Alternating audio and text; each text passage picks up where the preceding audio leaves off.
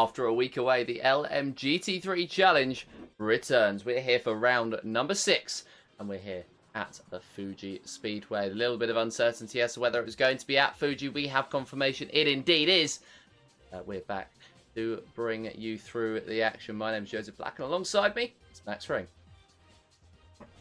Good evening, everybody. Pleasure to be back once again in the commentary box alongside the wonderful Joesph. We are here for what should be a quite interesting round here in Fiji. I have heard there is rain on the way this evening. Qualifying is currently underway, and the drivers are just starting their first flying laps now. And currently, we are in the dry. Practice was in the wet, and Hendrik de Vries did lead the way.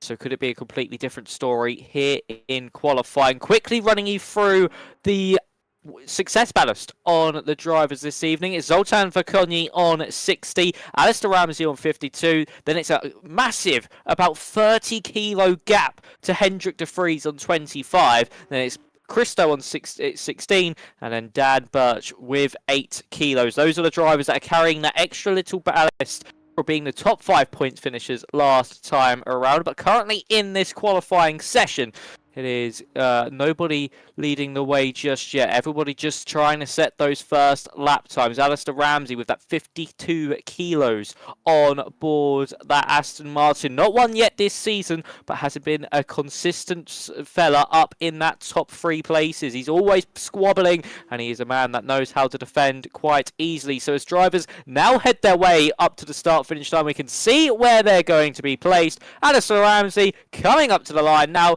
Where's he going to go in relation to everybody else? He goes third fastest.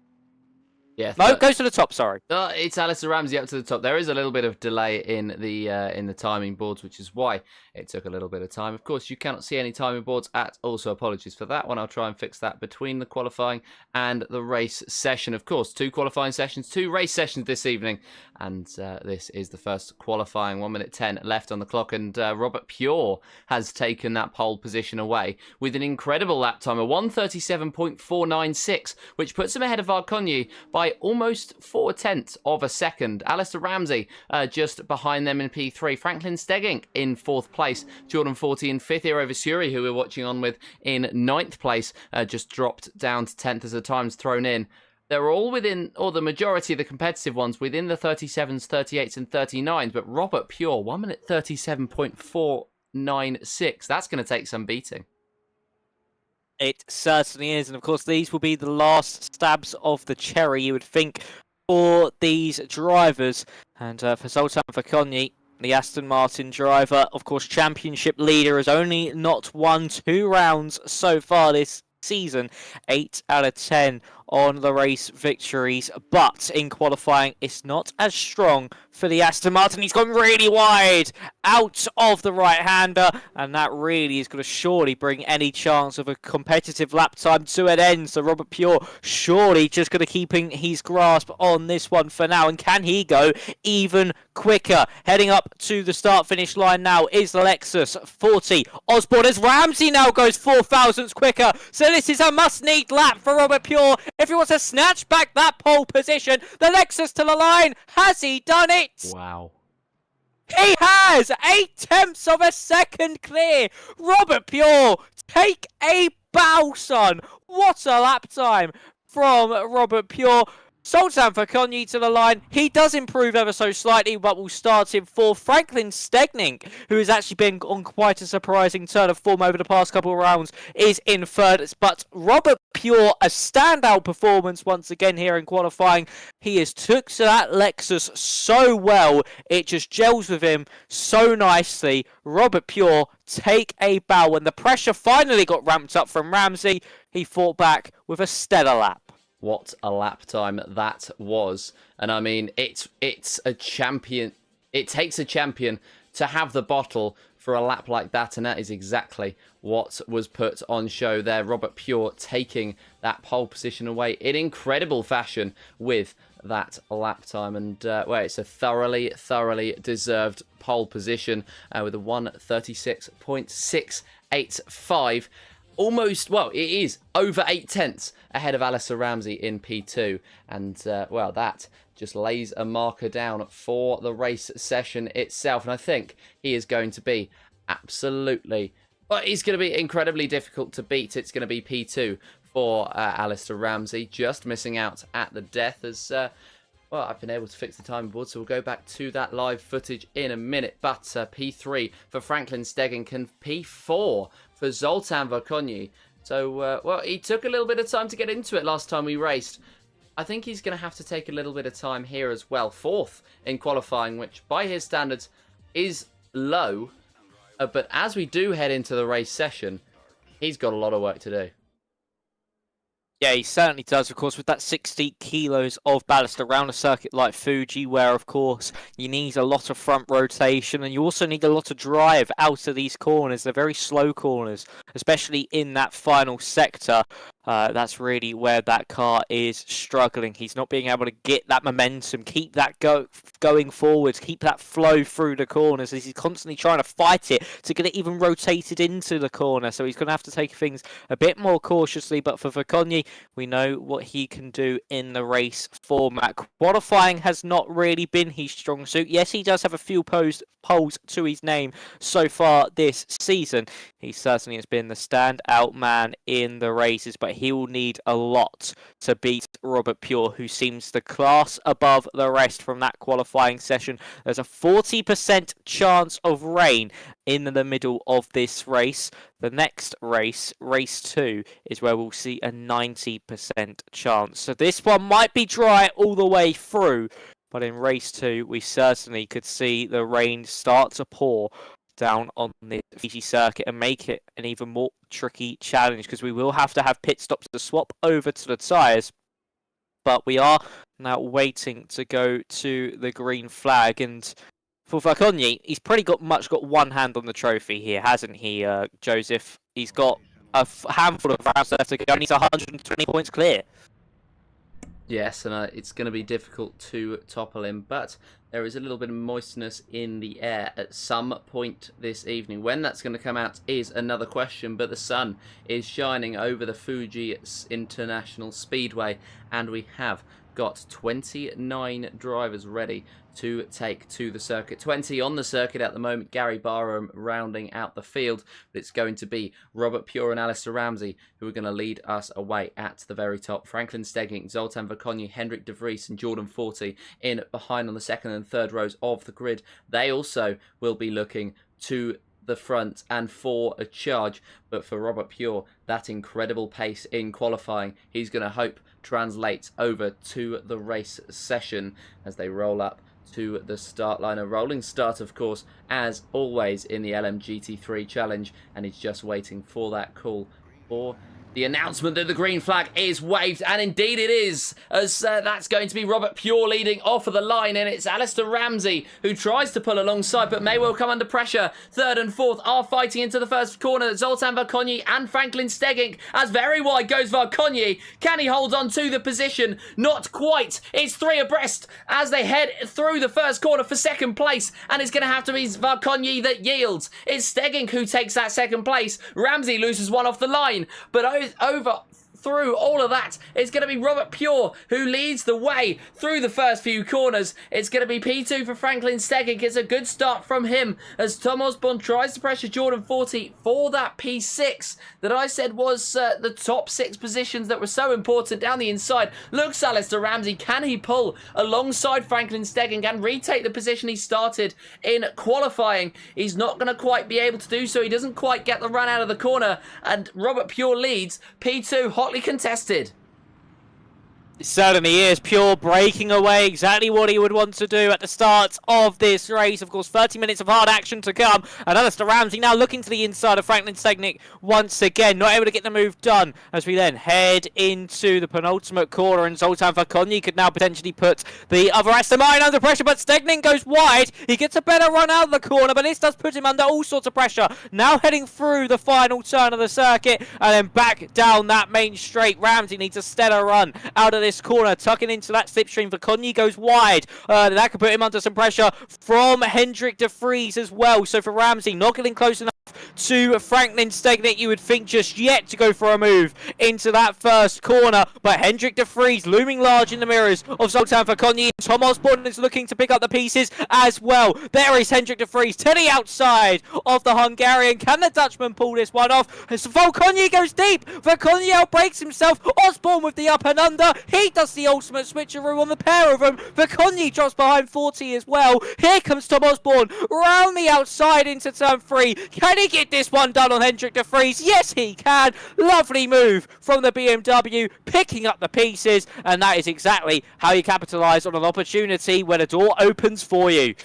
Yeah, he's dragged his way up to 4th place, and what a start it has been for Tom Osborne, as that's a send down the inside as Zoltan Verkonyi tries to scrabble his way back up the field. He's gotten back past Jordan 40, and so P6 is once again his, but 40 will try and go around the outside as they head down the hill. Who's going to be later on the brakes? It is going to be Verkonyi, who goes very late on the brakes, almost off of the circuit, somehow holds on to the position, but 40 by far has the momentum on the exit and is alongside, tries to squeeze Verkonyi onto the runoff area because he knows that he's going to have the superior grip, but once again it's Verkonyi on top of the two, and 40 just sensing or having to sense, trying to sense a move down the inside. He can't find one after multiple attempts, and so has to settle for sitting in behind, but for him it is a promising sign that he's able to pressure, and a promising sign that Zoltan Verkonyi is a little bit rattled by his attempts. Verkonyi pulling to the inside as they head down the straight. 40 takes a lovely bit of slipstream as he pulls to that outside line now, later on the brakes into the first corner, but Zoltan Verkonyi able to get the turn in. Can 40 switch back? No, he can't, and so he has to settle for that 7th place. But for now, these two scrapping very heavily away as further down the field, Brian Jalise, Mark Kerner and Mark Cooley have begun a fight. That is for 10th place, which is the middle of this field. 20 drivers having been able to make it to the circuit, and Brian Jalise leading these few at the moment, but the battles on the field are going on, and Robert Pure, well, he's not seeing any of them. 1 second up the road on Franklin Stegnick, and he's pretty happy where he is. Stegnick's been able to break a nice little buffer as well to Alistair Ramsey, and Comer and Jalise now going side by side down the hill into the next right-hander. Comer's got his windscreen wipers on. Everyone's got their windscreen wipers on, so there could be a little bit of rain here now sprinkling down onto the circuit here in Japan. And there we see Comer to the inside of Jalise. A little bit of contact made. Luckily, both of them come out unscathed as we then head into the left-hander. And there's Comer once again showing his nose to the inside. Even more contact between the pair. That's a proper push to pass and a proper way to bully that door open if Comer's going to be able to pull this one off. Cooley looking to try and capitalise on all of this as well. He's trying to get a good exit out of the final corner. Of course, this is the scrap for 10th place on the road. You can see Cooley now pulling out to that inside line. The rain is certainly falling. The question is, are we going to have to see some pit stops for the wet compounded tyre as we then head side by side down that main straight? It's the Lexus versus the Porsche. Who will outdrag the other? And so far, it's the favour of the Porsche, but the Lexus will be there on the inside. Late enough on the brakes, Mark Cooley goes, and he moves himself up into 11th place. Will Comer be able to get the switch back? No, he will not. And Cooley, nice stuff. He was able to use that battling that Comer was with there with Brian Jalise to his advantage, and that is exactly how you pick off a place, trying to get that better run out the corners. Something I've been noticing as well is the cars on the circuit do have their windscreen wipers on, so potentially the rain has hit just a couple of minutes into race 1 here at the LMGT3 Challenge round number 6. So potentially these drivers are going to start losing grip. Well, I mean, I mentioned losing grip off the circuit massively. Goes, I believe, that was one of the drivers fighting for P10. There's maybe it was Brian Jalise. I'm not sure. It was a black car in the background of the fight for P6. Just going massively off of the circuit, struggling for grip. And yeah, it appears to be raining on the circuit. Not visually on there, as you can see by the fact that it looks pretty bone dry, but in the cars, I'm sure it must be raining because they've all got their windscreen wipers on. They're all starting to struggle for grip. Yeah, I've just gone on board with Robert Pure, and it is certainly raining. There is spots of rain now heading on to the windscreen, and could this maybe get a little bit more intense as the laps tick by?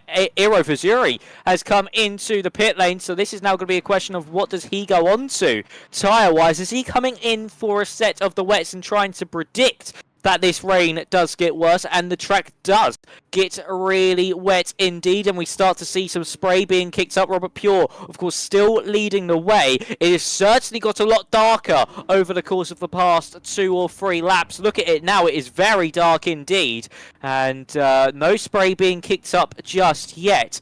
But the rain is certainly getting harder. There's a move in the background there. I think that is Zoltan Fakonyi squabbling away with Jordan 40. It's an Aston Martin train here from 4th down to 7th. Jordan 40 looking to the inside of Fakonyi. Into the back into freeze goes Zoltan Fakonyi, really pushing Hendrick through the corner. Is actually pushed him wide, and there goes Fakonyi to the inside door. A real bullyish move. And the championship leader moves himself up into 5th place, but a big slide of the rear end. That rain certainly starting to kick in. There's Jordan 40 on not 1, but 2. A really opportunistic move from the Brit if he's able to pull that one off. 40 contact with Zoltan Fakonyi. Fakonyi sent spinning, and for the championship leader, it goes from bad to worse as he now drops down the order behind Daniel Christo and potentially behind Jalise as well if he gets close enough. No, he does not, but Moraine certainly playing a part as he's had another spin coming out of the final corner. And for Zoltan Fakonyi, when it rains, it certainly does pour. It seems to be the case at the moment for Varkonyi as further up there is potentially moves between the drivers who are vying to be his championship rival. Look, nowhere near at the start of this weekend, but race 1 has thrown up a very, very interesting result. Zoltan Varkonyi down at the order, and Tom Osborne fighting for P2 with Franklin Stegging, while Robert Pure drives off into the distance, a 2.5 second gap between himself and Osborne, as Stegging, I think, has had some sort of issue with grip and now starts to struggle. Iro Visuri looks pretty smart as Christo, Kerner and Borgerson have joined him in coming into the pit lane on this lap. So it's just getting wetter and wetter here, which is just throwing something so different into the mix that the drivers wouldn't have been expecting, and now they're having to adapt. And this is a test of who is the most adaptable driver and who is the best at these changeable conditions. Well, Alistair Ramsey, big dive onto the curbing, and it's not gone quite well for him. He is under pressure from Jordan 40. He's struggling for that grip, so maybe he's chosen a dry setup and gone a little bit too aggressive on it, as now he may well come under pressure from 40, from Hendrik de Vries in behind. Someone he's certainly not going to come under pressure from is Zoltan Varkonyi. He is well, he's under threat from Brian Jalise as well, who looks down the inside. He's got a wetter setup on, I think, than Varkonyi, who's just trying to struggle on in that 777 Aston Martin. Those, getting way too close on the circuit. And that is contact between the two. Brian Jalise has gone round, and it's hard to say that Varkonyi is faultless there. But with those windscreen wipers flashing, with everybody coming into the pit, it's time for wet.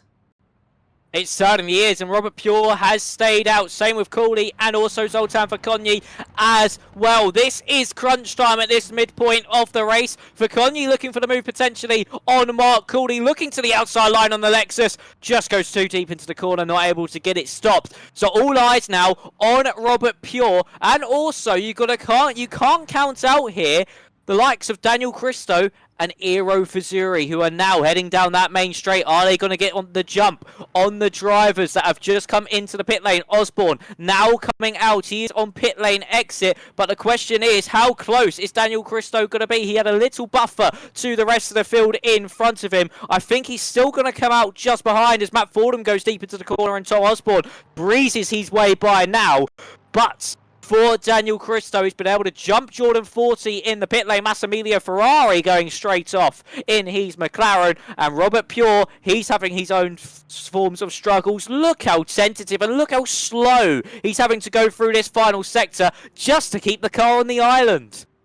Yes, they're just tiptoeing their way through, I think, on this circuit. And yeah, they are preparing themselves for something going very wrong, as that is Franklin Stegging making his way through on Matt Fordham, who is one of those who's tiptoeing around the circuit. Stegging and Ramsey, a little bit of a breath of fresh air and confidence as off the circuit. That is somebody moving away. I think that may well be Rich Green allowing the cars ahead through, and just once again allowing Matt Fordham through and not getting in anyone's way. You love to see it, but I think it's a great spectacle whenever it does start to rain, as the drivers tiptoe a lot more around the circuit. It's a true test of driver skill, and the dry lines are preferred, of course, as those are the ones the drivers will repeat on, but the wet lines are the ones where you're going to have to make an overtake, and down the inside is Remy Alexander Bogshaw. He's gone down the inside on Zoltan Verkonyi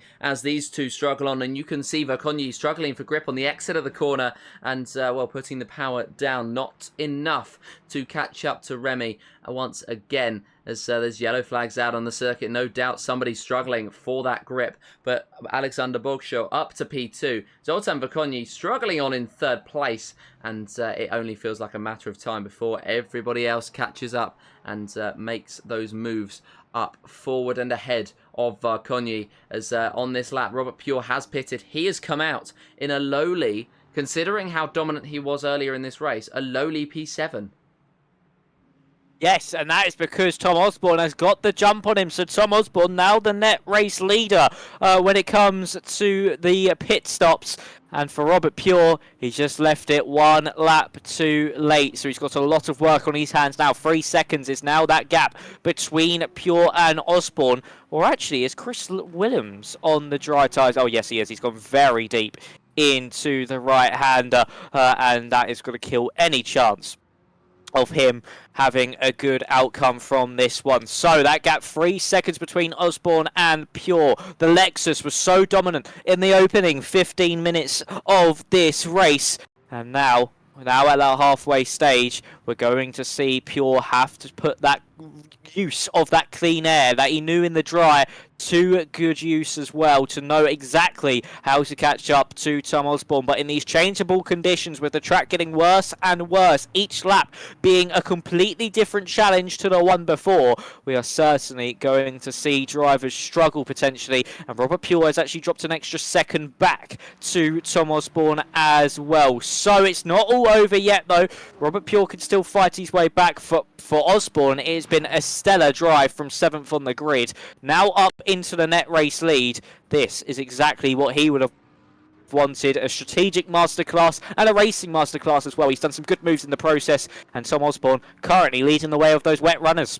And that's exactly what he needs to be able to do. As well, the strategy this evening, it's never been prominent in the LMGT3 challenge. It's normally more out and out pace, as there are not any pit stops in these races. But when there is water on the circuit, that is when it changes everything. And for Tom Osborne, he has played this one perfectly. The top 5 at the moment, I don't believe, on any of the wet sets of tyres. Everybody behind, though, is indeed, and they are ready to try to close the gap in. Tom Osborne 6.1 seconds back on Verkonyi at the moment. I'm expecting that one to come down very quickly, as Chris Williams has had, I believe, an issue going a little bit wide and a little bit deep into one of the corners, losing a lot of time, and Robert Pure is on the back of him, trying to allow the pressure, trying to make him soak it up. And well, that's ironic because it's in the rain and he's struggling on a set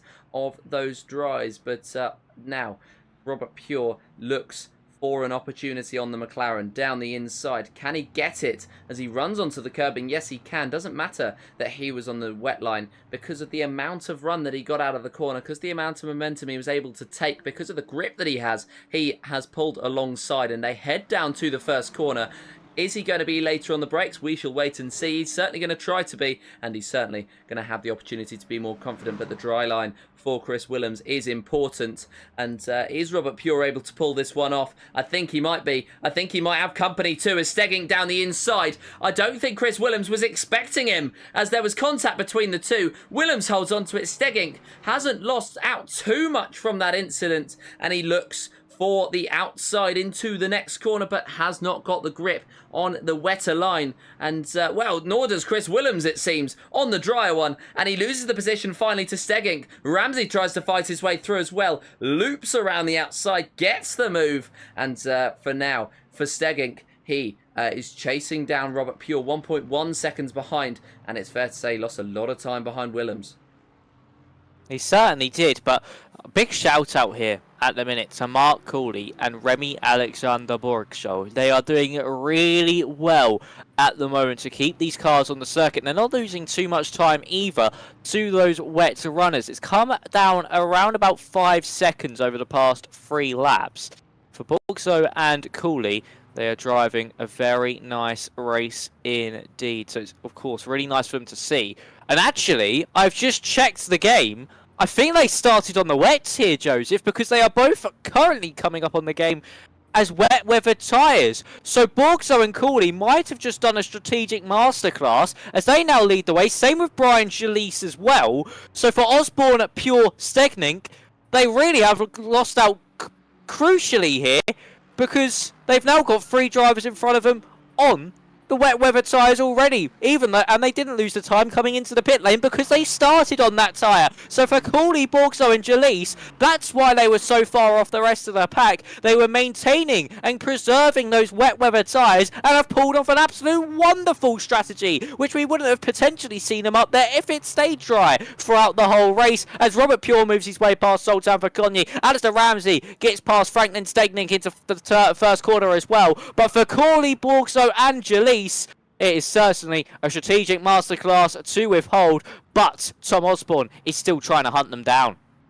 He certainly is, and at the moment, it's looking like an absolute masterclass from Cooley and Borgshow, who are, well, 4 seconds up from the field. And anyone else, as Zoltan Vakonyi's had more problems. And he, in front of him, Franklin Stegink has had problems. He's spun around, and that is the end of a very good performance for him. He's still going, but with no rear wing on that car. I'm not sure how much longer he's going to be able to get this one on the road and keep it on the road, as he's going to have to go very tentatively. A great drive so far, but one that has been put to pay, that has been cost. And for Franklin Stegink, now that is going to be the end of a very competitive race, and he's going to have to hold his head high and get ready for round 2, as we have 10 minutes left on the clock, 2/3 of the way through the race. And Mark Cooley, Remy Alexander Borgshow could be...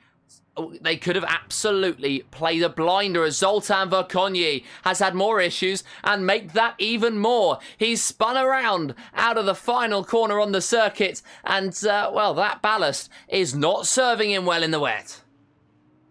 Nope, it is certainly not, and being on those dry tyres as well, it just makes that car a complete ice rink. And for also Franklin Stegnik, having no rear wing would make that car a complete just Beyblade on these wet weather conditions indeed.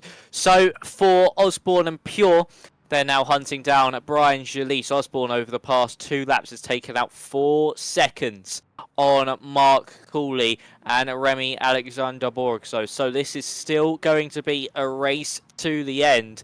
But the question is, does Osborne have enough time and enough racing laps to hunt down the 2 in front of Jalise? He's on the back of the Aston Martin, about a second separate the pair, as of course Stegnik and Vakonyi come into pit lane. And now for Jalise, of course, he's wet weather tyres will be certainly feeling that wear. Same with the likes of Borgshow and Cooley.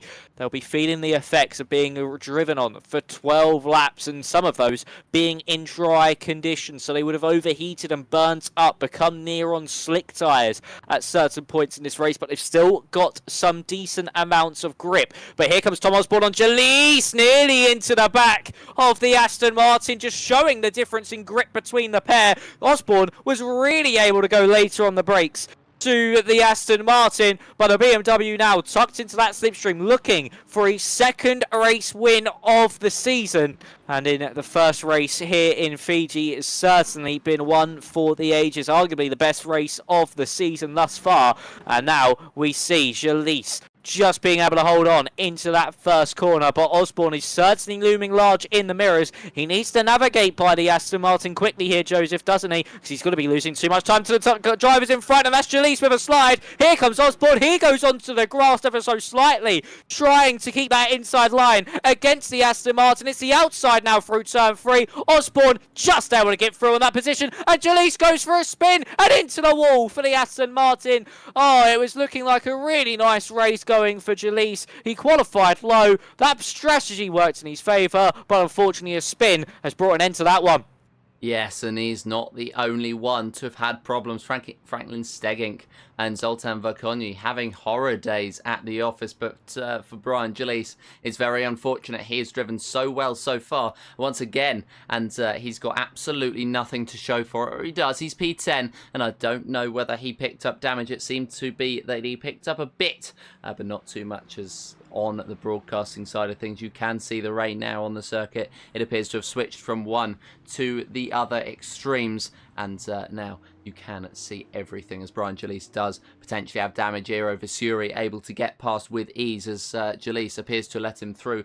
Sebastian Borgerson trying to catch up, as I think that may well even be Massimiliano Ferrari trying to unlap himself from the car in front, and I'm not surprised that he's going to try and do just that. Alistair Ramsey on the back of Hendrik de Vries. He got so close into that final corner, and he just tried to set himself up for the exit. He sits in the slipstream of de Vries. They're both kicking up the water behind them as they head down the straight now. They went off the dry line onto the wet, the unconventional route, as de Vries tries to dare Ramsey to go as late as possible to that outside line. Once again, the grip will be low. That could put him at risk of losing that grip and potentially losing the rear of the car. But Hendrik de Vries has defended that one perfectly, cutting across exactly when he needed to, and Alistair Ramsey able to just sit in behind, looking for that move into the next braking zone on the circuit, but once again just about missing out by not that far. Just a couple of hundredths of a second, he will be able to catch up just that little bit. And well, Hendrik de Vries at the moment, he's playing this defence perfectly. P5 could be on the cards, as P2 could be on the cards for Tom Osborne around the outside of Borgshaw, and it was only going to last so long until those wet tyres that he started on got too worn, and Tom Osborne's newer, fresher wet compound tyres started to come into effect. It's now where they come into effect. Remy Alexander Borgshaw may well have made a mistake because he's now 10.8 seconds behind Mark Cooley, but nonetheless that does not stop Tom Osborne's charge up through the field, and Borgshaw's now going to try and he's going to have to try and hold on to that podium ahead of a very, very late charging Robert Pure with 5 minutes left on the clock.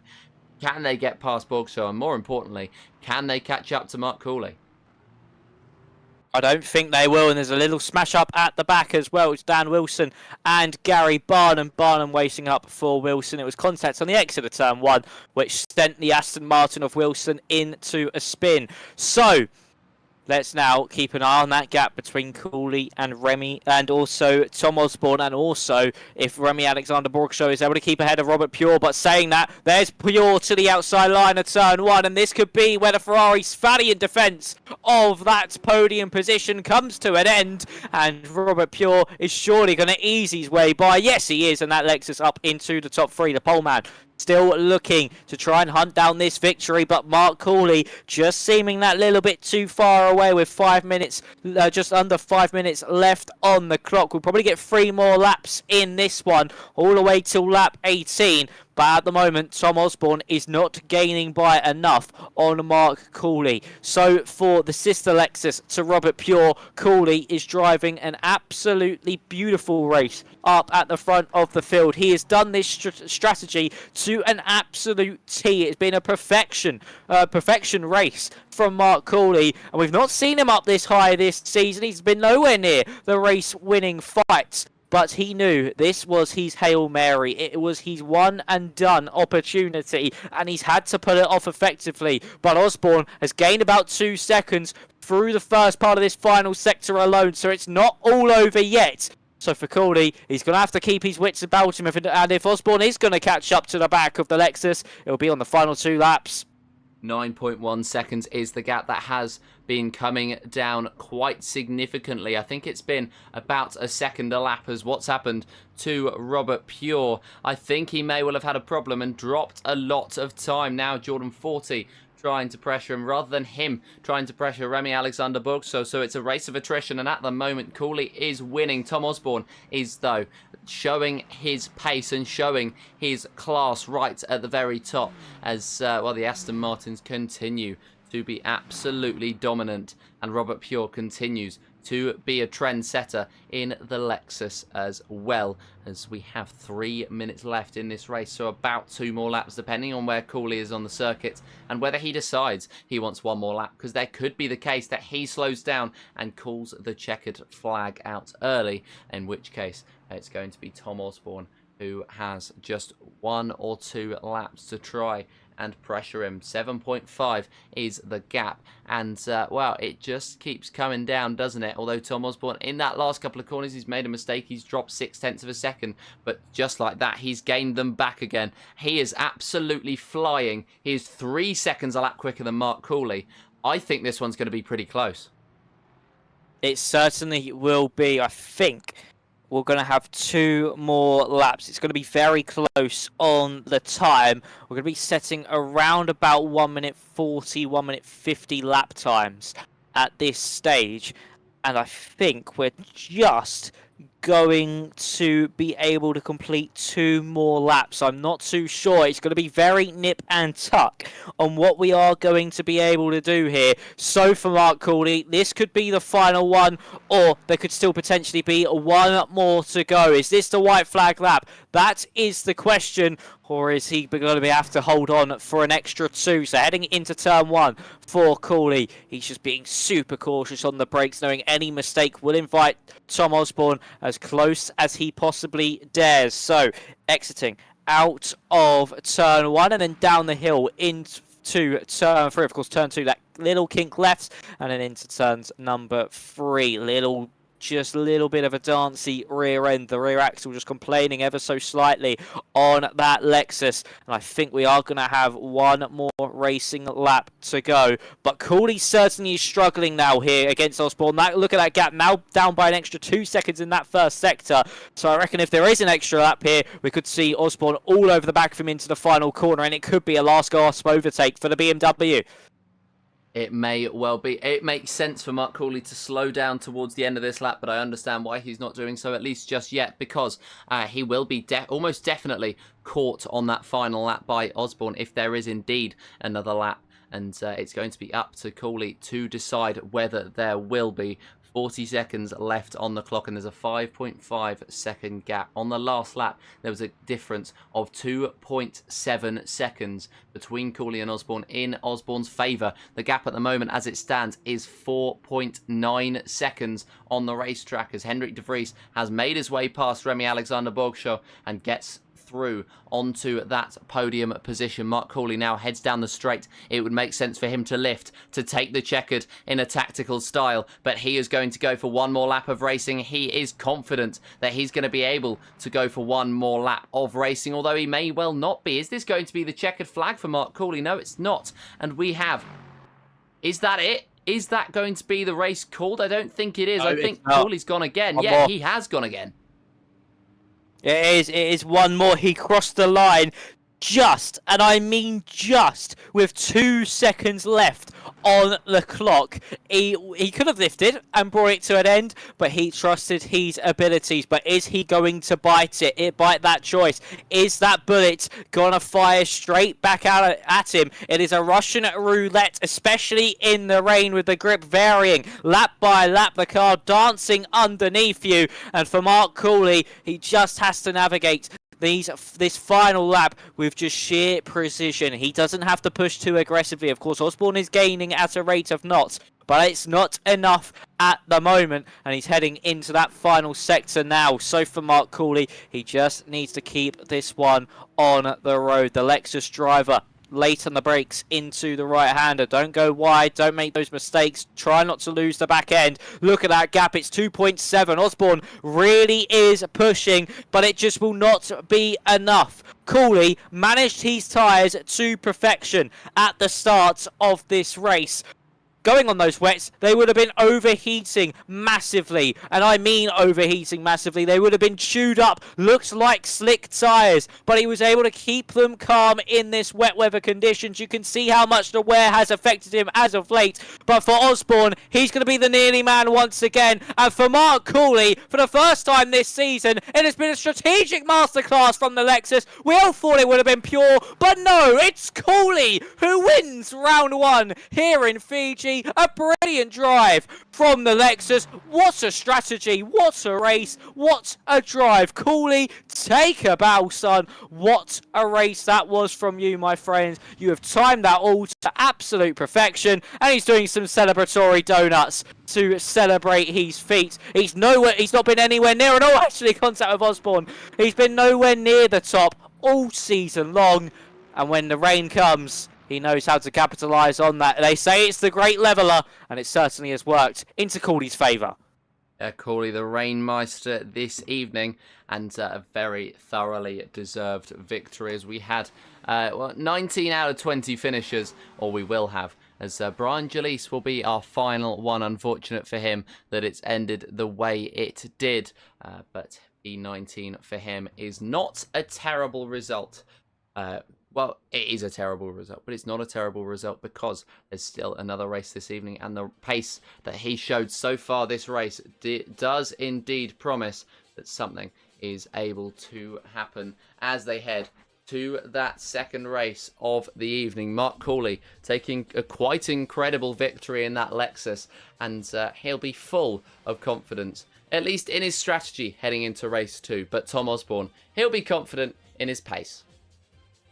He certainly will be. And for Zoltan Varkonyi, how the championship leader has fallen here in Fuji, that by all means was an extremely disappointing result from the Aston Martin. Tried keeping it out on the slicks, and yeah, just not working at all. It was a bit of really just a strategy that was always going to fail. It was suicide for the Aston Martin. And he certainly has shown that, finishing in a lowly 14th place. It was Cooley from Osborne from De Vries. That is your top three. And it was Alistair Ramsey who has finally had his run of podiums come to an end. Robert Pure, who made that mistake near the end, in 5th. Jordan 40, 6th. Christo 7th. Borgso, who held on to finish a magnificent 8th for the Ferrari man. And then it's Sebastian Borgenson in 9th. Eero Fazuri, the first of the drivers to go into the pit lane for the wet weather tyres, in 10th. Chris Willems, 11th. Comer, 12th. Barnum, 13th, of course, for Conwy, championship leader, 14th. A disastrous race from him. Matt Fordham in 15th. Wilson, Stegnick, Ferrari, and Joesph round out your finishers.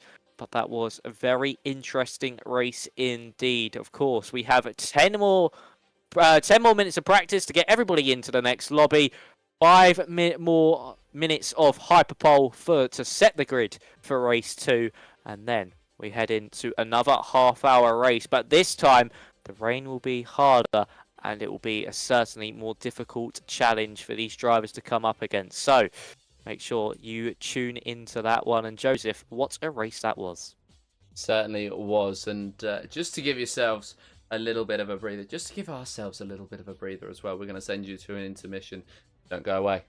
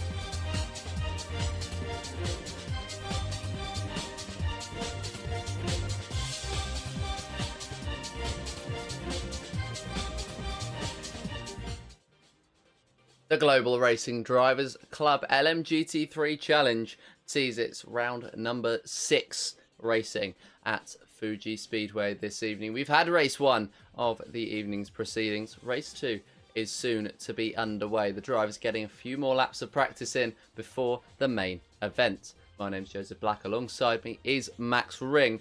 And, well, race 1 certainly a very, very interesting one. It started dry-ish. It ended up getting incredibly wet, and it was a gamble from Mark Cooley that saw him up at the top of the fielded name that we didn't expect to see heading into this evening at the top of the field. But now it's the opportunity for some of the drivers who didn't have a great race, that think the likes of Franklin Stegging and Zoltan, who made mistake after mistake, the championship leader, really struggling in the wet. It's an opportunity for them to show what they can really do.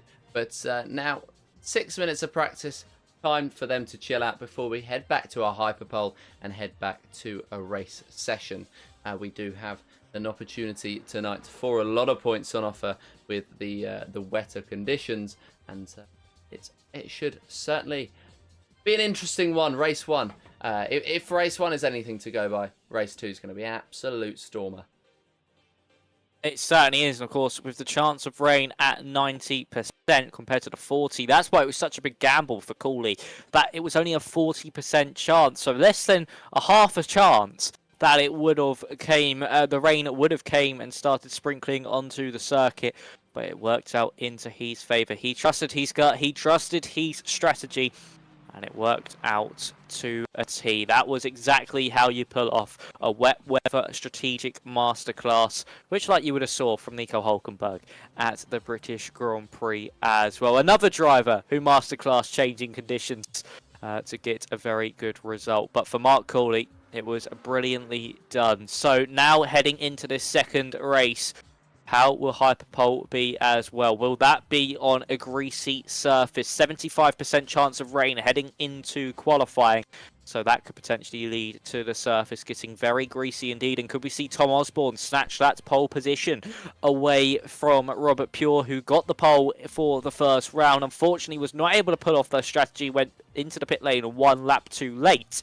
And also, along with that, had a moment at the end of the race. So for Robert Pure, he is looking to redeem himself, and especially for Zoltan as well. The championship leader had a disastrous 14th place finish from scoring 8 wins out of the first 10 here for round 11. He did not work into his favour at all, and it's now 8 out of 11, and we are potentially looking for him to go 8 out of 12, and that's another weekend of misses. And it seems when he has that ballast here, Joesph, he just isn't really able to perform because that car is just too heavy, and it doesn't really have a main characteristic to go by. It oversteers, it understeers. It's just a boat, to be fair, and especially in the wet weather conditions as well. Which is a surprise because he's driving the Aston Martin, which is such a strong car. I think it's been the Aston Martin and the Lexus have been the two cars that have been standout in this series. Of course, it started with the Aston Martin, the Lexus, with Robert Pure. And Mark Cooley over the last couple of races has thrown itself into contention as one of the best cars. But yeah, it's been an interesting one to watch throughout the season. Robert Pure, of course, one of the underdogs because of the car that he is driving himself. But that Aston Martin is so dominant. And it was only a matter of time to see the difference between the car and the driver and what would bring it down. And what should bring it down is ballast. It's taken a lot of ballast in order to do so. But our championship leader still sits up the top, and he is looking for a much better race 2 than race 1. It took him a little bit of time to get into the race last week, or 2 weeks ago even, last race, if I remember correctly, but by race 2 he was absolutely flying once again, and so don't be surprised if he does exactly the same thing this time out. But of course we shall have to wait and see. These will all be decided within the next half an hour or so, and the next race winner will be decided. Mark Cooley getting his way up there, surprisingly enough, and now it's an opportunity for some to do exactly the same. To think we've got the likes of 40, Ramsey, and also De Vries as well. And they've not been able to pick up a race victory yet. But Mark Cooley, a man who has been nowhere near the top of the standings thus far, to the top of in race 1. It's been a superb performance from the Lexus driver, and for those drivers that I have just mentioned about, 40, Ramsey and DeFries, they'll be looking to try and take their first victories of the season here tonight, and it would be quite a feat to do so. So for DeFries and Ramsey, of course, they have the ballast compared to 40, and with the rain certainly looming large now heading into this second race, it's certainly going to be a race of attrition. And will Osborne potentially as well come out on top? We saw how strong he was in those conditions. Could that transfer now into the second race? He's a hot contender. Robert Pure's a hot contender. Franklin Steggink's a hot contender. We could have a three-way fight for the lead on pace, or we could have somebody else strategically make their way up there.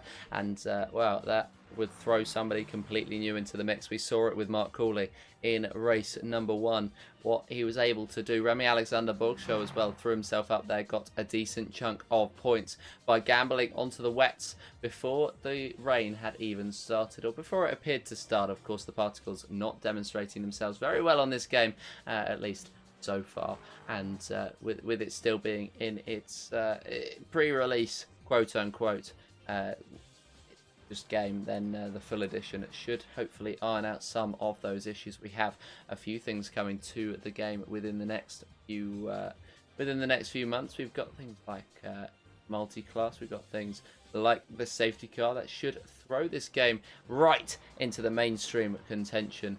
And GRDC TV is the perfect place to get your LMU action before it becomes cool. So subscribe, stick around, and we shall be here for even more LMGT3 action across the season. We also have a number of LMU championships starting up. We have one on Wednesday soon that is a test of the multi-class, but the LMGT3 challenge, of course, is our main focus here. And after a week away, we are itching to get back to it, and practice just about to finish. Then qualifying shall begin. And is anybody going to be able to beat the 36.6 from Robert Pure's first session? I'm not sure, but who is going to be able to topple him?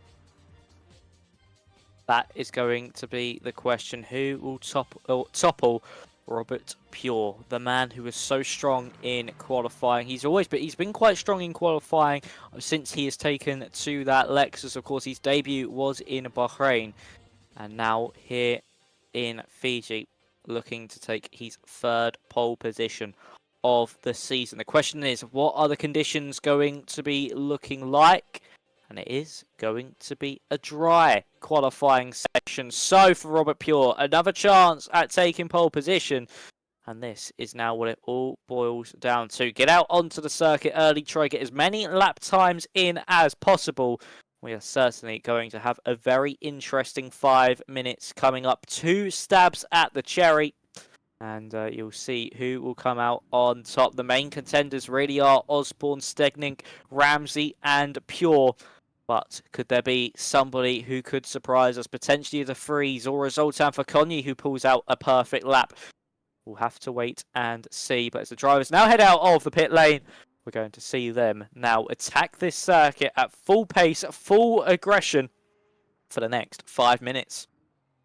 I'm not sure why, but this game always defaults to Aero Visuri, so we've watched enough laps of him, but let's watch one more as he heads out onto the circuit for his outlap around the Fuji Speedway. And, well, he's driving the BMW. He's stuck with that BMW throughout this series. Fair play to him for keeping going with it, because it's proven itself to not be the strongest car. The Lexus and the Aston Martin appearing to be the car of choice, and the BMW, the McLaren, the Ferrari, and well, all those cars that are not preferred still being stuck with Borgerson, as stuck with the Ferrari all the way through Willems in the McLaren, Fordham and Visuri and the like, all in the BMWs.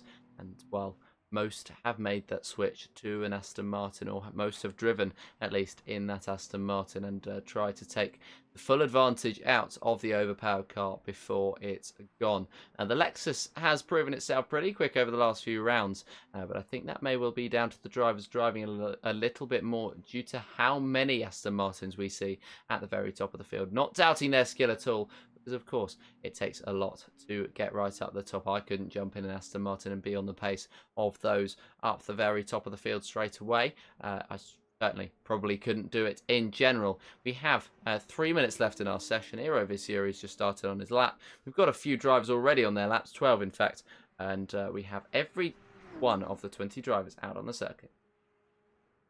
Yes, we certainly do. Robert Pure has just made his way through turns 1 and 2. Now heading into the the left-hander of 3, down to 4th gear. You're really off the throttle, just trying to let the car roll through the corner. Same again through turn 4. You let go of the throttle, just use the engine braking, really down to 3rd gear, then into turn 5, down to 1st gear. Get that rotation through the car, slowly back up on the power, and then feed your way up through the gears. It's been a bit of a scrappy lap so far from Robert Pure on this first attempt, as he now heads through turns 6 and now into 7. Late on the brakes once more, down to 3rd gear. Use all the track you can on corner exit. Be as aggressive to that apex as you possibly can. Once again, then down the gears into 8 before you head through the kink of turn 9, which then leads you up into turn 10, down to 1st gear. Really slow corner, really agonizing corner. You want to get your foot down so much earlier than you originally can as you then head through into the final corner. Again, just like 10, agonizingly long, always wanting to get your foot down. For Robert Pure, is this going to be provisional pole position as he's heading up to the line now? The Lexus driver trying to go back to back for the first time in his career here in the GT3 Challenge. Across the line he goes. It's Jalise currently top of the times, and it's Robert Pure who snatches it away by 6/10 of a second in the dry. And Zoltan now to the top of the times. A brilliant lap time from the Aston Martin man with those 60 kilos of ballast as well.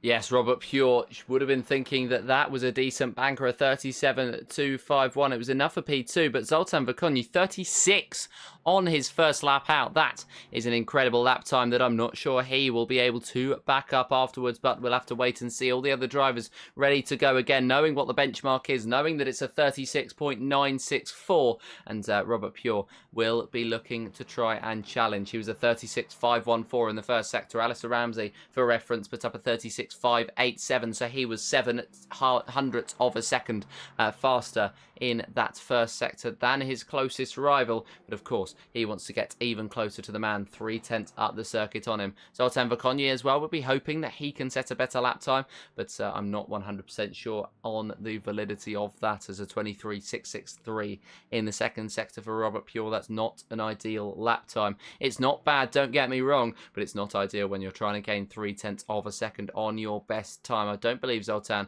is in fact going for another lap time. Only 17 seconds left on the clock, and Robert Pure out of the final corner gets that power down as quickly as he can, tries to get the run up to the line. Has he gained those 3/10 on Zoltan Verkonyi? It's going to be a difficult one. He didn't look great in the first 2 sectors, and the 3rd sector sees an improvement, but not enough. He is 1/10 behind still as he gets displaced off the front row by Alistair Ramsey. A 137.022 puts him into second place. Jordan Forty takes 4th as Franklin Steggink P5 and Tom Osborne P6. As Tom Osborne, in fact, goes up to the top of the timesheets. I neglected the fact that he was still on a lap, and that lap was good enough for pole position. So Tom Osborne once again showing the bottle in the dying moments, and he takes that pole away. Where did that lap time come from? Osborne 6/10 off, finds it all on that final lap, and Osborne showing his pace. He is really gelled with this circuit over the course of the past, I would say, about an hour, ever since once we got that rain and he was able to move up into that net race lead. And for Tom Osborne, he has been showing some real good pace. We thought it could have been for the wet weather, but no, he's translated it to the dry as well. For Zoltan Verkonyi with 60 kilos of ballast on the car, and same with Ramsey with 52. They have both put in some stellar laps as well. But it's Tom Osborne who will lead us to green in the race. Of course, 90% chance of rain in the exact same moment of the stint as we saw in the first one. So the rain could start coming down with the opening few laps. The question is, do the drivers carry on with this dry setup, carry on with the dry tyres, or do they look for the wets? That is going to be what is on everybody's lips. We saw Cooley pull off the race-winning strategy, starting on the wet compounded tyres. Now here in race 2, are we going to see the same strategy from a few to keep them out for as long as possible and go all the way to the end? Manage those tyres to perfection. It's certainly going to be a race of attrition, and certainly one that could build quite substantially throughout the rest of this race.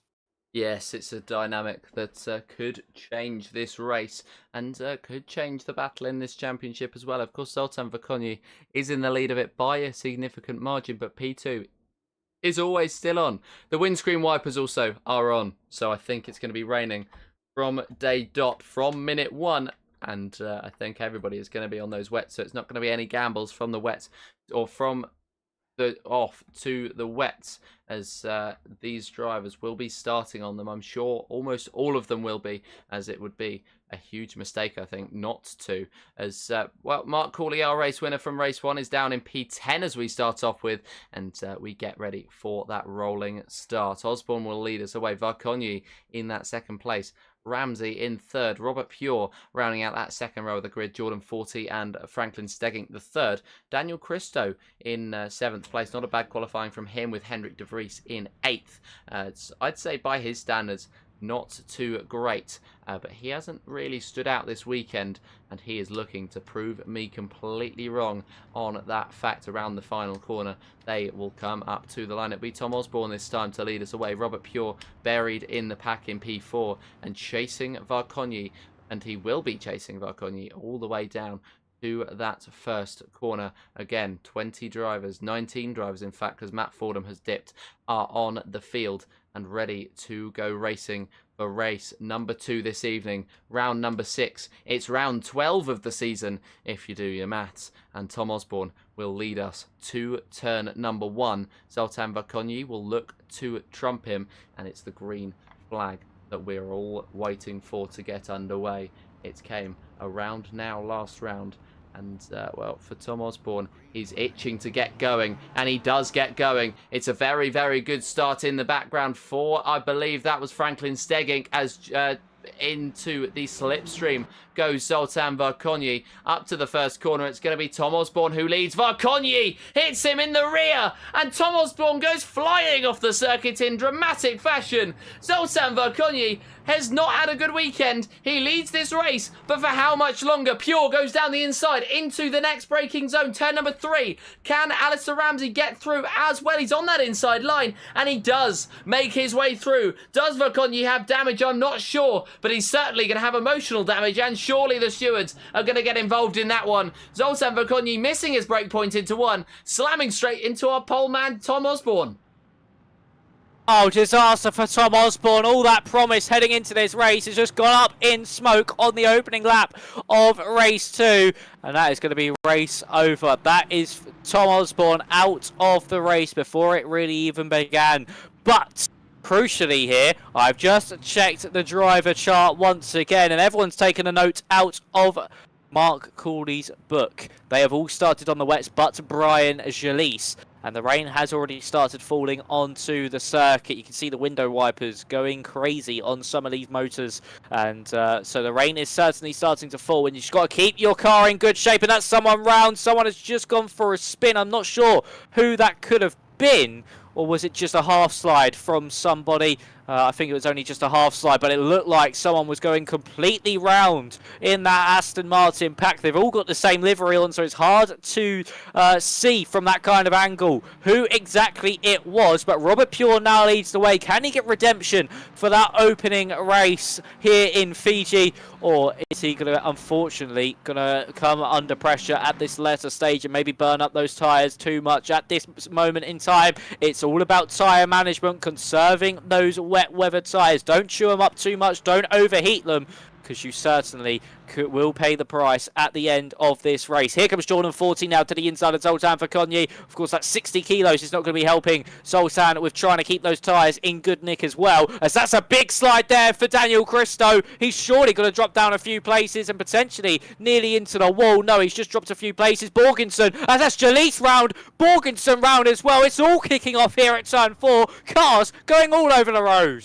Yeah, not ideal there. Brian Jalise going round in the foreground, though. Zoltan Vakonyi and Jordan 40 scrapping away. 40 not able to get through on Varkonyi. He tries to open up that outside, then tries to switch to that inside, but still no way through on Varkonyi. And he has to sit in behind. Huge slide, though, out of the corner from Varkonyi. And is this Jordan 40's opportunity? Not quite, but running wide on the exit is Varkonyi. Mistake after mistake creeping in for our championship leader. And 40 looks to take advantage. Not quite yet, though, as he looks down the inside, tries to get the run, tries to make this move done sensibly, as Varkonyi is all over the track in defence, but somehow his scrabbles have worked. He's pulled out a very, very strong defence, and it has held on to it. So Zoltan Vakonyi, third place as they head down the straight. 40, though, does have the momentum, pulls to that inside line, which means he no longer has the slipstream, but he does pull alongside, depending on how wet these conditions are, and it does look as though they are wet, judging by the windscreen wipers. Jordan 40 being on that wet line will not be ideal, but he gets that move done anyway, and he's up to third. Varkonyi misses his braking zone once again. So does Hendrik de Vries, and there's contact between the two, and that means that Zoltan Varkonyi has had karma come and bite him, and he drops down the field now. So almost a rinse and repeat in turn 1, the only difference being that there was somebody behind Varkonyi to punish.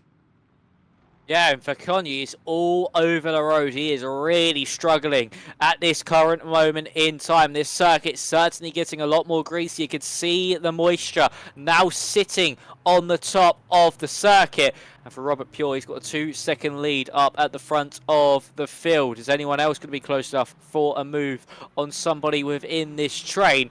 Of course, Zoltan Vakonyi, with that mistake, absolutely hindering his race, having a huge slide out of that first corner, and it really has bit him in the behind. Massimiliano Ferrari is now looking all over the back of Matt Fordham.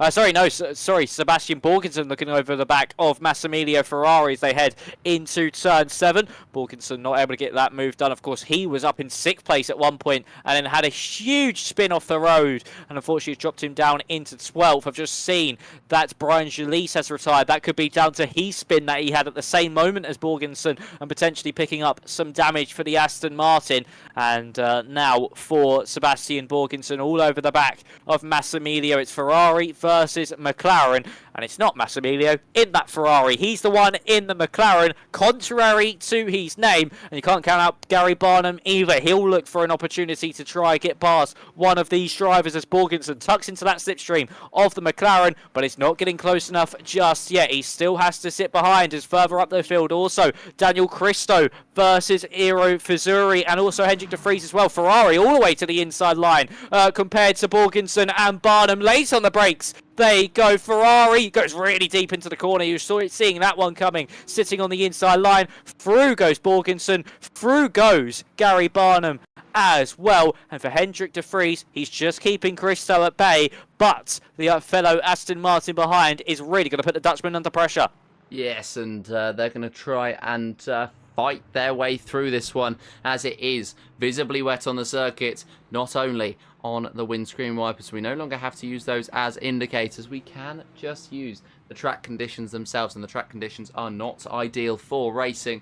But of course, this isn't F1. We're going to continue to race in the wet, as we should be, and well, they are continuing to race in these sessions and in these conditions. Jordan 40 leading this pack of 4 at the moment, and Zoltan Vakonyi trying to make it a pack of 5, 1 second back down the road on Vissuri, and he indeed is being pretty successful with it, as he's prepared for this one a little bit better than he did on the previous time around. But yeah, this group of 5 ready to scrap, and it's just about somebody trying to seize an opportunity. I think the first driver to try and seize an opportunity will be Daniel Christo, who's only 3/10 back, or was only 3/10 back as they headed out of the final corner on Hendrik de Vries, but got a bit excited and full on the throttle and just had a bit of a poorer exit as a result, as Sebastian Borgerson tries to get past Gary Barham. The final corner beckoned for the two of them, and they are now neck and neck as they head down to the first corner. It's Ferrari versus Lexus. The Lexus appears to be the much stronger car on engine power, and it looks as though that's going to be the car that makes its way through. But the Ferrari, much more aerodynamic, fights back again at the top speeds, and it's going to be down to who is later on the brakes. It's very wet line for Sebastian Borgerson, but he's able to hold on to this one. He went very deep, though, into the corner, but somehow he's managed to hold on to it. Even deeper into the corner goes Massimiliano Ferrari in the background, but he is not punished, apart from the fact that he is now rendered out of this battle. Borgerson and Barham will wage on, but Borgerson in that 155 Ferrari looks as though he's held on to it for another lap, and Lexus frustrated in behind.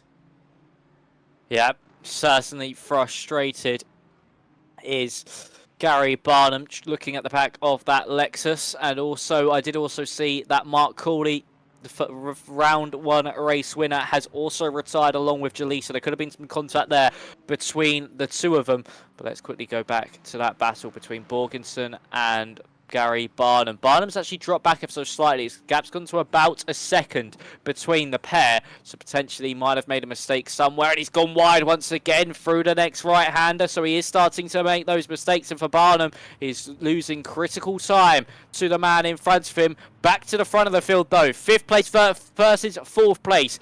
De Vries versus Christo, and this is a much better drive for Daniel Christo this time around. You can see him tuck into the slipstream. Of course, both of these boys are in the Aston Martin, so they will have the same engine power. It's all about who is set up more for the straight line speed. To the inside, pulls Daniel Christo. De Vries will fight this one with all these might, but a Dutchman surely will have to relinquish the position. No, Christo braking earlier, potentially forcing De Vries to brake later to get the up and under for Daniel Christo. But no, not close enough. This time around, we'll still try fight it now into turn 3. But again, not getting in those wheel tracks, not being able to pull over to the inside line and get by. And for Daniel Christo, he will have to just sit behind once more. And unfortunately for the Aston Martin, he'll be looking at the back of his sister car for a little while longer. And this is allowing Jordan 40 to just break away in front of the pair.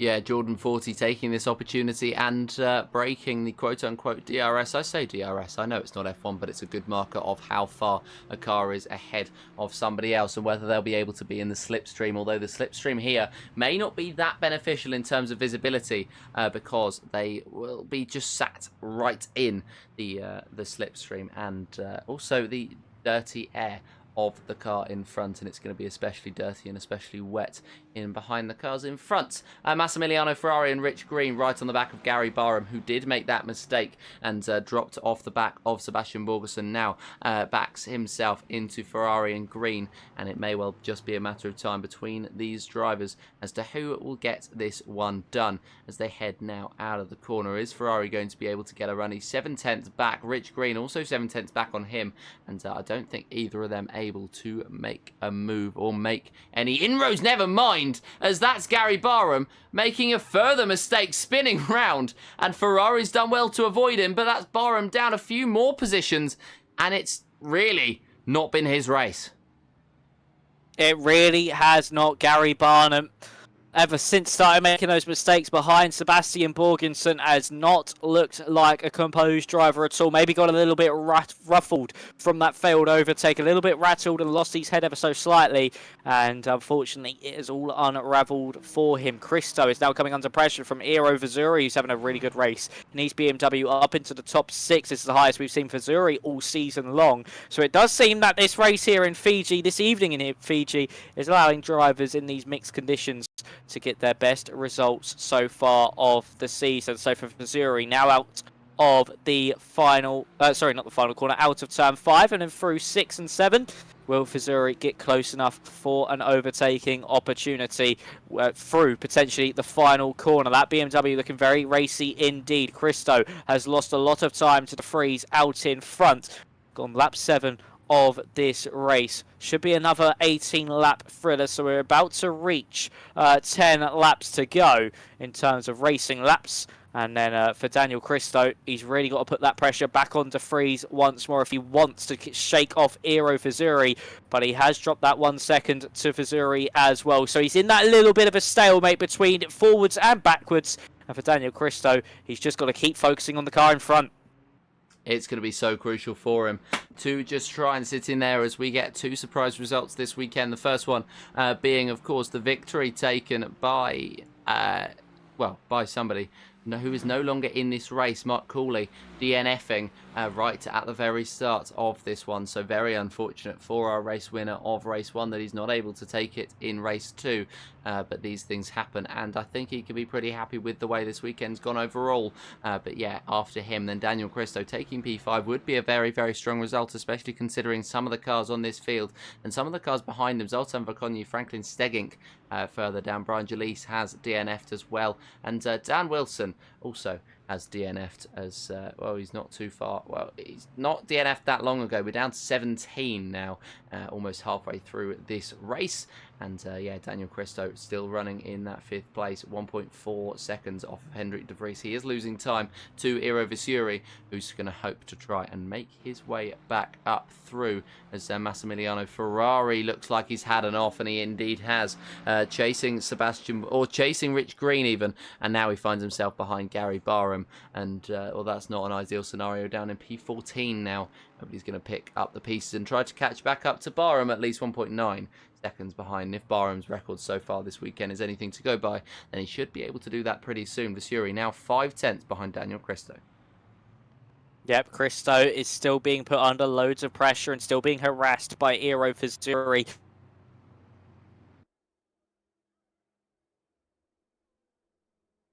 Not sure what's happened here, whether I've lost Matt. Robert Pure though. There we go, you're back. Can you hear me? Okay, I don't know what happened there, but Robert Pure is still leading the way. I was just saying how much he's dominated out in front. That gap now up to 5 seconds between him and Alistair Ramsey, and is looking to redeem himself after the disasters of race 1. Here in race 2, he is certainly seeming much more composed, and of course not having to box has really been his lifeline in this one. He's just staying out and just racing hard and fast, using that clean air, not seeing the spray in front to his advantage. And for Robert Pure, he is really driving very nicely indeed. Same could be said for Ramsey and 40 as well. Of course, in 2nd and 3rd, just holding on to their positions. And Fazuri is getting closer and closer to Christo. That gap now around about 0.4 of a second. So for Fazuri, it could be a matter of time before he makes that move, because Christo seems to be struggling. And for the BMW, he seems to be able to pick up that pace quite nicely. It is in these conditions here, it seems, Joesph, that the BMWs, of course, being a little bit more boxier, being that little bit more weighty, are actually quite a good car in the wet weather conditions. Yeah, it just shows that maybe it's just a little bit more stable in one of those cars, and that's exactly what they're trying to demonstrate here. For example, the likes of Robert Pure up at the top in that Lexus, it just seems to be a very, very stable car. Eero Fazuri now 4/10 back on Daniel Christo, trying to chase in behind. But yeah, I think that's been the case throughout this whole season, where the slightly more boxy cars have been successful. The McLarens and the Ferraris have been nowhere near as successful as they would have been hoping to be at the start of this season. And yeah, it's disappointing for them, but I think it just comes down to being able to adapt to the meta car. And well, you never know. By the time the next LMGT3 challenge rolls around, it may well be the case that the McLaren or the Ferrari is going to be the better car. So it's just the changing nature of the racing game. I think at the moment the rain is a little bit less dramatic than it was previously, with windscreen wipers not going as mental as they did within the first race, but they are still going a little bit mad, as that is a move made for P3. Alistair Ramsey dropping down, and Hendrik de Vries has made his way up. Shame we missed that one, because that is a pretty important move, potentially drawn out from a mistake.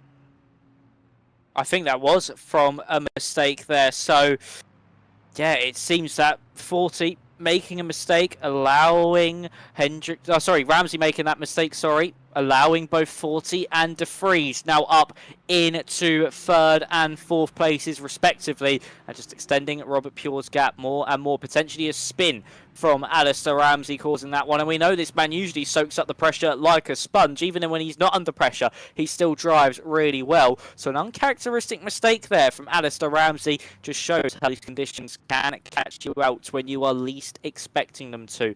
Remy Alexander Borgso and Matt Fordham are in a little bit of a squabble as well. This is over 8th and 9th place in the race. And for Matt Fordham in the BMW, looking to try and get past the Ferrari, who held on to an 8th place finish last time around, and is looking to do the exact same thing. I did hear from Mark Cooley, but at the end of that race, the end of race 1, his tyres were pretty much slicks, and that's why Tom Osborne was gaining so much in those final few laps, because Cooley was just focusing on bringing the car home and just not putting a foot wrong, and that he certainly did not. And unfortunately in this opening race, he got too much damage from contact with Jalise, and that has put him out of race contention. So for Fordham, he's now tucked into that slipstream of Remy Alexander Borgso and is looking for the move into turn 1. The Ferrari hugging that inside line. You can see how much more speed the BMW has over him heading into the first corner. Will he go late on the brakes here? Matt Fordham to the outside, he pulls. And for Remy Alexander Borgso, it's going to have to be a big defensive shuffle if he wants to hold on to this position. Fordham will get the drive out of the corner, but it won't be enough. Borgso holds on to the position for another day, and he is staying in 8th place. But the question is, will Matt Fordham be able to slide his way through next time around?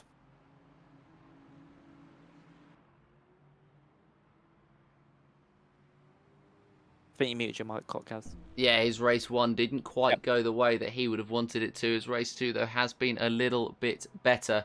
And, well, he's in P9 at the moment, trying to fight for that 8th place. Sebastian Borgerson trying to chase down on Franklin Stegging as well. And Iro Visuri closer than ever to the back of Daniel Christo. Pretty much nose to tail as Visuri chases the Aston Martin through with 10 minutes left to go in this race, 2/3 gone, and Robert Pure is building up a Varconyi level gap. Varconyi, though, stuck in that middle order. He has a Varconyi level gap on Alexander Borgshaw, but he's 6.6 seconds off of Visuri, so a lonely race, but not one he can be particularly happy about. No, not at all. Of course, that opening lap mistake from Zoltan Varconyi, and also just another mistakes creeping in when he was put under pressure from Jordan 40 as well. So it's just gone from bad to worse from Varconyi this evening. It's been really off his A game, and it will be one he will not look back on fondly. It seems that whenever he has this much ballast, the car just does not perform at all. So heading into next week, we'll see Varconyi back at his best, you would think. So for Remy Alexander Borgso, he's still under pressure from Matt Fordham, who's now trying that attack once more up into turn 1, but he doesn't seem as close this time around as the BMW. Dummy to the inside, goes to the outside once again. But for Fordham, he's not going to be able to get this move done. He's gone really hot on the brakes, and off the road he goes. And that is going to be all that hard work undone. And unfortunately for Matt Fordham, I think this now means he's going to have to wait a lap or two even longer to get by Borgso. But he won't be able to really catch up to Zoltan Varconyi in time with only 10 minutes left on the clock. We won't have many laps remaining. And for Matt Fordham, he really is struggling behind Borgso, just not being able to get that move done at all. Yeah, not able to, he's not able to get through, and it's going to be quite frustrating just to follow through, because he can see all that clear air up above him, and it's going to be so much easier to be able to drive once he's out of that slipstream and out of that spray from the car in front, but no such luck just yet, and so those windscreen wipers are carrying him through as that we head with 9 minutes left to go in this race, and Robert Pure ticks over 10 seconds ahead of Jordan 40, P3. For Hendrik De Vries, 2.5 seconds down, but that one's not all said and done. Alistair Ramsey, who has been quicker in this race session, but of course made a mistake earlier on, is only 1.2 seconds behind. And then Daniel Christo doing an incredible job in 5th place. And yeah, it's looking like a pretty tense finish to this one in terms of how far the podium goes. And these further down positions still yet to be decided. Mark Kerner, Chris Willems and Tom Osborne now a lap down. It's been a disappointing race for Tom Osborne, especially as he has been very, very quick over this race weekend. And this race not quite gone his way. No, not at all. Really disappointing for Tom Osborne in that opening collision with Zoltan Varconyi. and of course has not been able to recover since, having too much damage, going a lap down.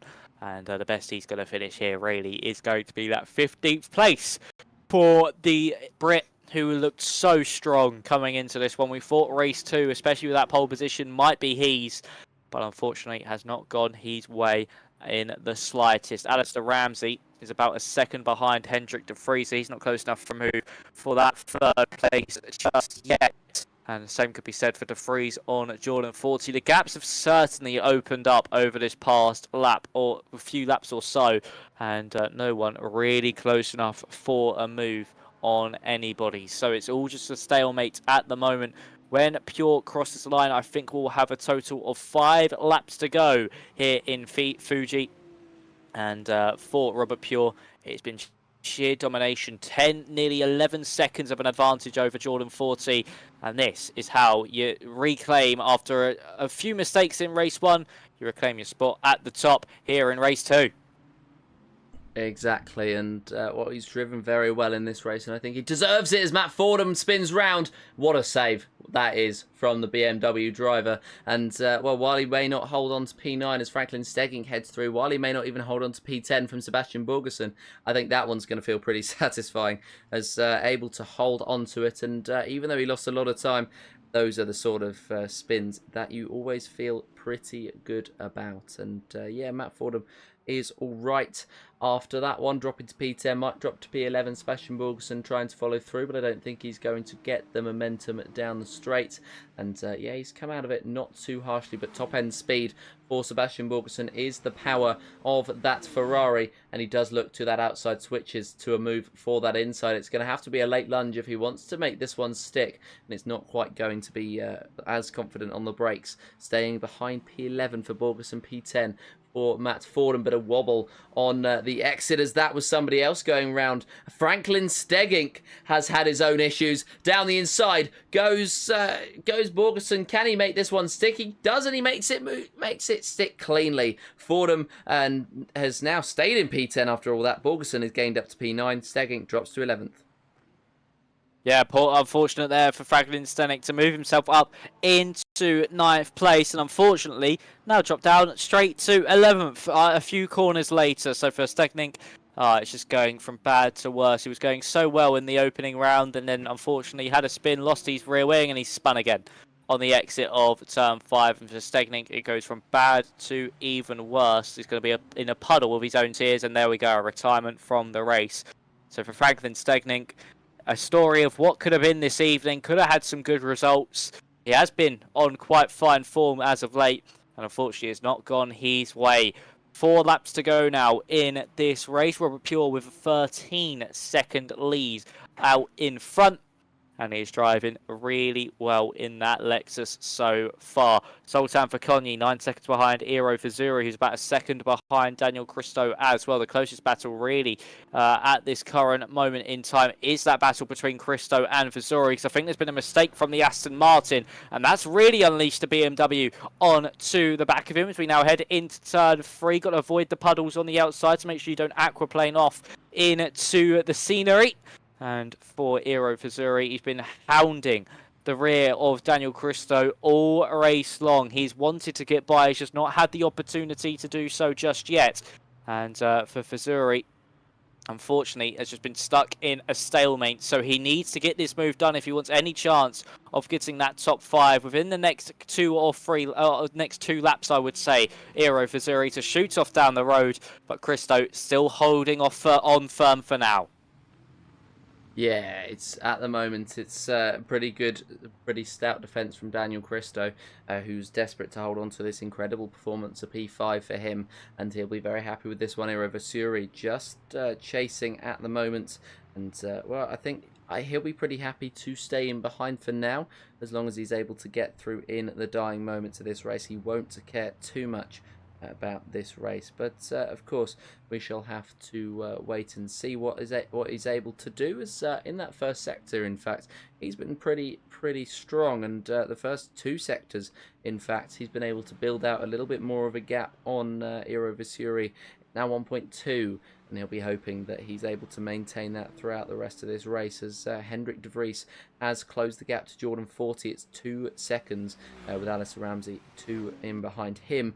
Bristow now drops to 5 behind Alistair Ramsey, but yeah, well driven from those few drivers at the very top, and I think they all deserve those positions, as Vasuri was closing down the straight, went a little bit wide out of turn 1, has lost a second or so of time, which is huge at this point in the race. Only 3 minutes to go. That's probably about 2 laps. Yeah, that could be a huge loss that he may not be able to recover from. Yeah, it certainly could be, as you can see that gap now up to nearly 2 seconds. I think Vasuri's chances of a top 5 finish are certainly done.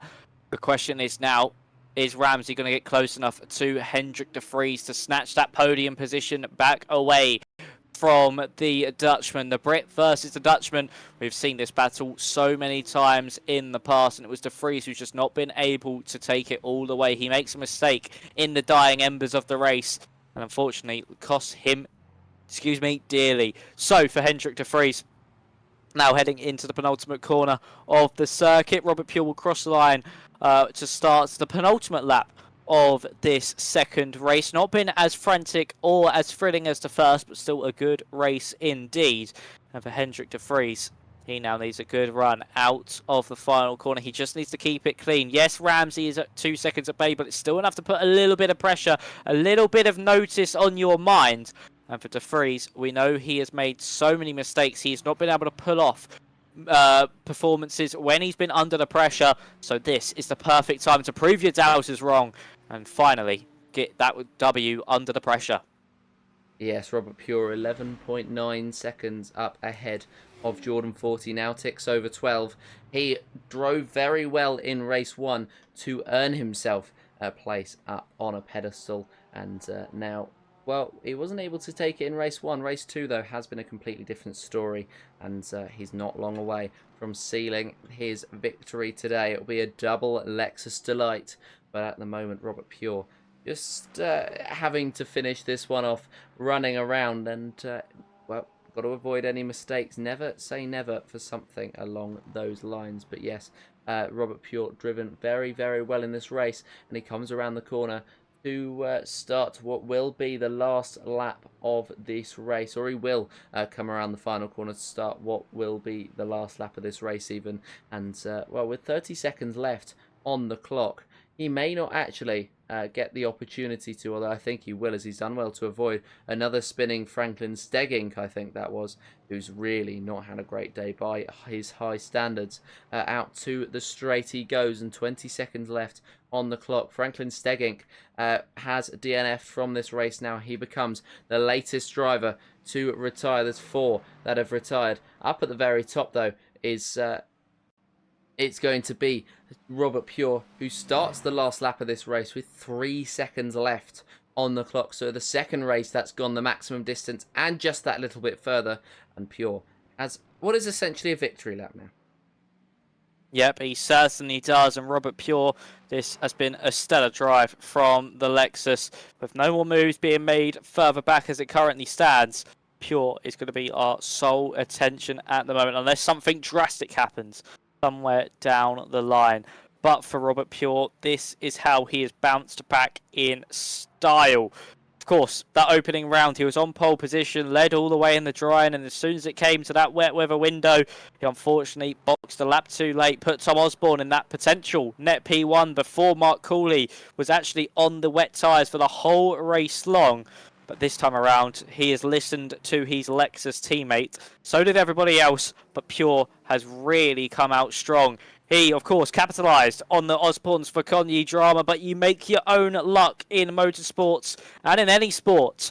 So for Robert Pure, heading through into turns 8, 9, then into 10, the penultimate corner of the circuit, he has certainly shown what it takes to have mental strength when it comes from a disappointing result. It was a late mistake in the opening race as well, which demoted him even further down the order. You would have thought potentially when the rain started pouring, Pure would fall backwards, but he is certainly not. He has mounted a sustainable gap over the rest of of the field, and Robert Pure will come to take his second race victory of the season. The only driver to take two back-to-back victories so far this season, other than Vaconyi, is Pure, who wins race 2 in Fuji. That's how you put yourself back on top after a difficult weekend in Imola and a difficult evening. Start to the evening here in Fuji. And it's then Jordan 40 who will come across the line in second to freeze in third. Ramsey fourth. Everybody listened to Cooley this time, and it's worked in their favour. But for Robert Pure, sheer domination here in the mountains. And for Robert Pure, he'll be delighted with that one. And this Lexus and driver combination is a scary one to see. Yes, and that is a very well-driven race from Robert Pure to take that victory. Zoltan Vaconyi coming across the line P7. His championship lead has had huge bites taken out of it today, but not punished as much as you'd think he would have been able to, with the drivers just up ahead. Not necessarily having the greatest of days. Robert Pure having a good one, and then a poorer race one, though. But yeah, we have driven very well in this race, or they have driven very well in this race, and Robert Pure taking that victory. Not sure whether Zoltan is going to want to speak to us. We're going to have to wait and see. If anybody else, of course, wants to speak to us, they are more than welcome to join the interview waiting room and have a chat about how this race went. Franklin Stegging has put his own opinion into our chat and has said, "Great race all. Both races were messed up by me. I had the chance to finish in the front this time, but everything there is going something wrong. Frustrated and mad at myself." Is Franklin Stegging's opinion on this race, and well, I think he's within his rights to be. He drove very, very well. It's just a couple of mistakes, and it really cost him in that one. Yeah, it's just one of those things. Of course, the wet weather, you're susceptible to more mistakes. The car's a lot more tentative, and it's just a very nervous car in the rain. You've got to really be the one to take control. You've got to be one with the car and be the one who demands what it does, and especially in these conditions where it is such a fine line between making that mistake or being able to carry on going nice and straight in a straight line and taking the corners with effortlessly. So yeah, for Stegning, he might have just been pushing that a little bit too hard, or just got a little bit caught out with the rain as well, just not really understanding how the car worked. So really unfortunate for him, but he will bounce back next time out. I'm sure he will. Stegning has been on a fine run of form as of late, and is certainly going to be a strong driver for the rest of the season. I don't think we're going to get anybody in for an interview as it currently stands, but the rest of your calendar will be as follows. Of course, there is no more breaks. It is next week in Kota. Then we head to Spa-Francorchamps before we head to Monza for round 9. Then we end the season off back in the States at Sebring. Of course, a very, very well-known circuit. Another 24-hour race. We start the season here, Joesph, at the venue of a 24-hour race, and then we end it at a scene of a 24-hour race as well. So a very nice mix-up for the season to come, and it should be quite an eventful end. But even with those mistakes, you surely got to say Vaconyi has still got one hand on this trophy. Certainly should. I mean, there's no reason now why Zoltan Vaconyi is not going to win the title, even if he puts up performances like this, because he was still in that mid-pack. And he's still going very, very well, because high standards, I think it's fair to say, because down in P7 is a pretty high bar to be setting, especially when you're trying to compete for a championship. But the fact that it was so utterly devastating that he was down in P7 says a lot about Zoltan. But I have no doubt he will be back next race with a vengeance, as will we, and we'll see you again next Monday. Till next time.